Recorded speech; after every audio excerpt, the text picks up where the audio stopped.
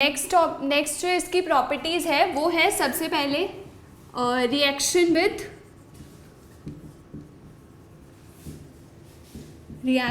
With hydrogen, right. Reaction with hydrogen में क्या है कि ये जो एलिमेंट्स है ये हाइड्रोजन के साथ रिएक्ट करके हाइड्राइड्स बनाते हैं विच इज H2E, ठीक है। जो E है वो है हमारे पास ये एलिमेंट्स, यू कैन से कि ऑक्सीजन भी हो सकता है, सल्फर भी हो सकता है, selenium, tellurium and polonium, see okay. तो जो H2E है उसका स्ट्रक्चर कुछ इस तरह से होता है, H और यहाँ पर हमारे पास 2 लोन पेयर्स होते हैं, ठीक है। अब जो ये इसका जो नॉर्मल जो टेट्राहेड्रल एंगल होता है वो होता है 109 डिग्री, लेकिन इसका जो एंगल होता है वो होता है 104 डिग्री, नॉर्मल से कम होता है, ठीक है। अब इसका एंगल जो होता है वो 104 डिग्री कम इसलिए होता है क्योंकि जो लोन पेयर के बीच में रिपल्शन होगी और लोन पेयर बॉन्ड पेयर के बीच में रिपल्शन होगी वो ज़्यादा होती है then bond pair, right. That are called bond pairs and ये है हमारे पास लोन पेयर्स। तो जो इनके बीच में अट्रैक्शन होगी वो ज़्यादा होगी देन बॉन्ड पेयर, इसलिए जो इसका एंगल है वो कम होता है नॉर्मल से, दैट इज़ 104 डिग्री, ठीक है।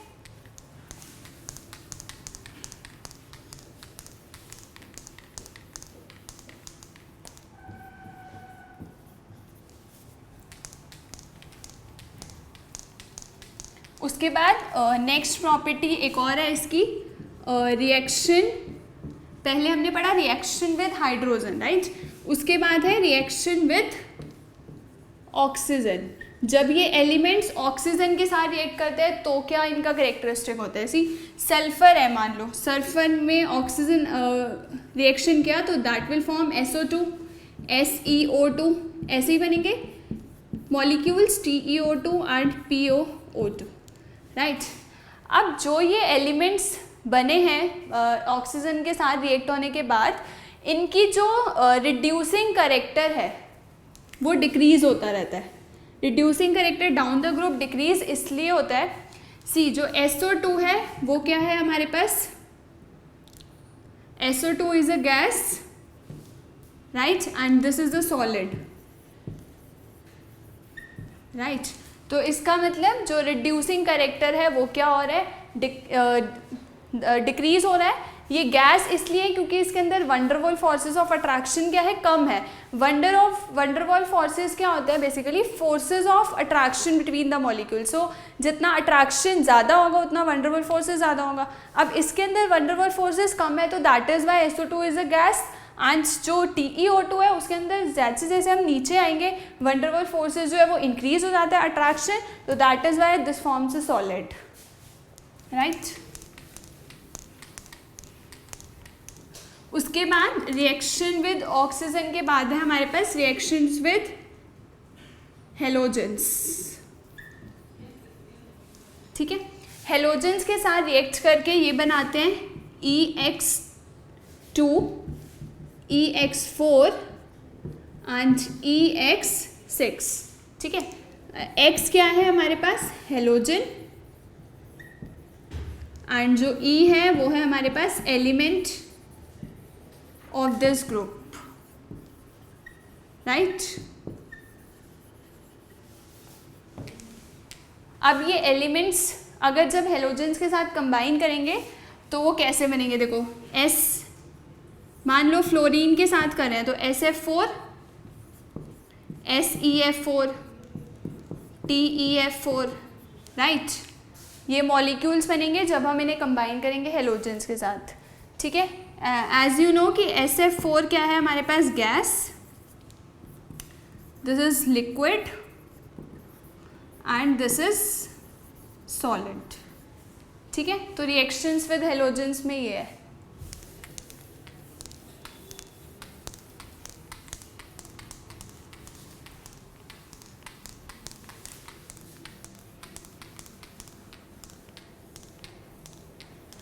अब हमने जो प्रॉपर्टी पढ़ी थी फर्स्ट वो थी रिएक्शन विद हाइड्रोजन, ठीक है।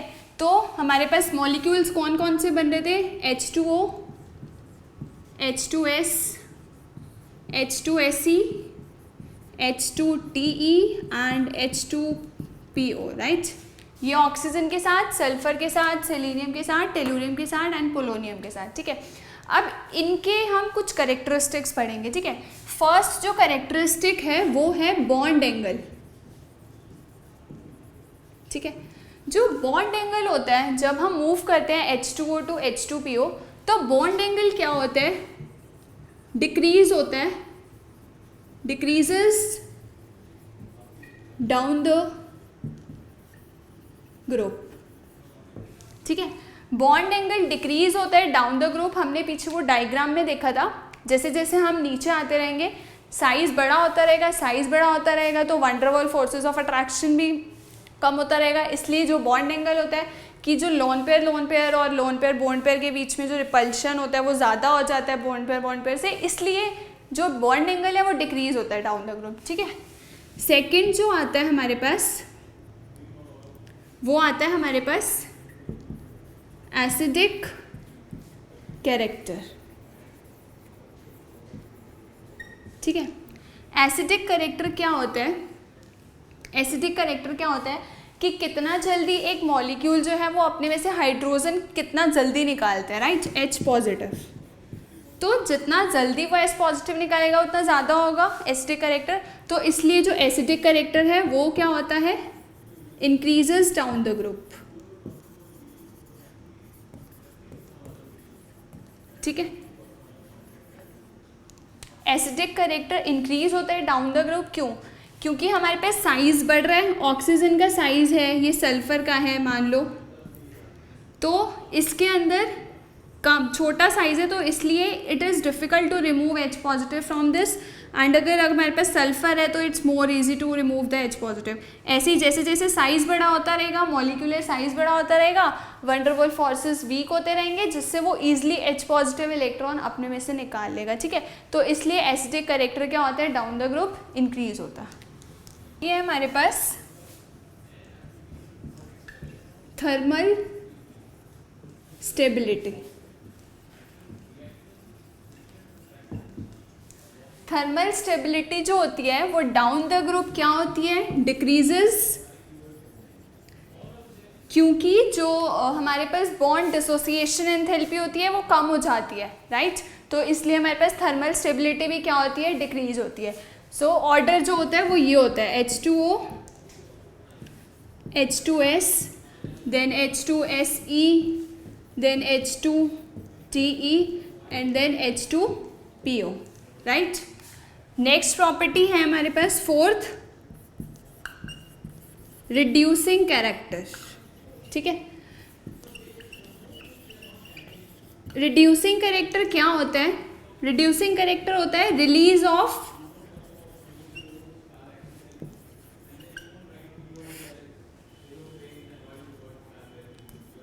H positive, right, that is donate of electrons. Reducing character का मतलब होता है donate of electrons, that is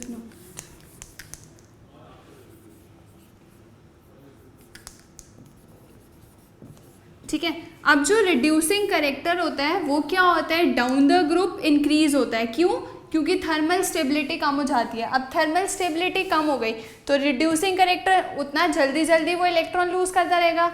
जब वैंडरवॉल फोर्सेस अगर कम है अट्रैक्शन तो donate of electrons will be easy, तो इसलिए रिड्यूसिंग कैरेक्टर जो होता है वो इंक्रीज होता है डाउन द ग्रुप, ठीक है। तो ऑर्डर क्या होता है, H2O, then H2S, then H2Se, then H2Te and then H2PO, right. ये है हमारे पास बॉइलिंग पॉइंट, ठीक है। बॉइलिंग पॉइंट जो होती है डाउन द ग्रुप पहले इंक्रीज होती है और फिर डिक्रीज होती है। दैट मीन्स कि H2O की ज़्यादा होती है H2S से और फिर डिक्रीज होती रहती है। ऐसा इसलिए होता है क्योंकि वाटर के अंदर हाइड्रोजन बॉन्डिंग होती है, एबनॉर्मल हाइड्रोजन बॉन्डिंग होती है, इसलिए इसका बॉइलिंग पॉइंट ज़्यादा होता है, ठीक है। अब जैसे जैसे हम डाउन द ग्रुप मूव करते हैं तो वैन डर वाल्स फोर्सेस जो होते हैं वो इंक्रीज होते रहते हैं, तो इसलिए बॉइलिंग पॉइंट क्या होता रहता है, डिक्रीज होता रहता है डाउन द ग्रुप, ठीक है। नेक्स्ट जो इसकी प्रॉपर्टी है लास्ट, वो है वोलेटिलिटी, ठीक है। अब सी वोलेटिलिटी में क्या है कि कितना जल्दी कोई उड़ता है, लाइक हमारे पास अगर बॉइलिंग पॉइंट इंक्रीज हो रहा है फिर डिक्रीज हो रहा है, तो वोलेटिलिटी इज़ जस्ट अपोजिट। अगर हमारे पास बॉइलिंग पॉइंट ज़्यादा है तो उसकी वोलेटिलिटी कम होगी, और अगर बॉइलिंग पॉइंट कम है तो उसकी वोलेटिलिटी ज़्यादा होगी। तो इसका ऑर्डर क्या होगा, H2O की कम होगी H2S से और फिर इंक्रीज होती रहेगी, H2SC, H2TE and then H2PO, right. ये सीक्वेंस है वोलेटिलिटी का, that is opposite of boiling point. Question आता है नेक्स्ट कि जो ऑक्सीजन है वो एग्जिस्ट करता है एज O2 और जो सल्फर है वो एग्जिस्ट करता है एज S8, राइट। तो इसका रीज़न क्या है, देखो ऑक्सीजन है हमारे पास, ठीक है। O2 ये इसलिए बनाते हैं क्योंकि इसके अंदर मल्टीपल पी पाई बॉन्ड्स होते हैं, तो इसलिए ये तो एग्जिस्ट करता है O2 की तरह। और जो सल्फर होता है वो इसके अंदर no multiple P pi bonds, इसके अंदर कोई भी मल्टीपल पी पाई बॉन्ड्स नहीं होता, तो ये अपनी वैलेंसी को स्टेबल करने के लिए एग्जिस्ट करता है एज S8, ठीक है। नेक्स्ट क्वेश्चन हमारे पास ये आता है कि जो O2 है वो तो है हमारे पास गैस, ठीक है। O2 जो है वो हमारे पास है गैस, और जो सल्फर है वो है सॉलिड, ठीक है।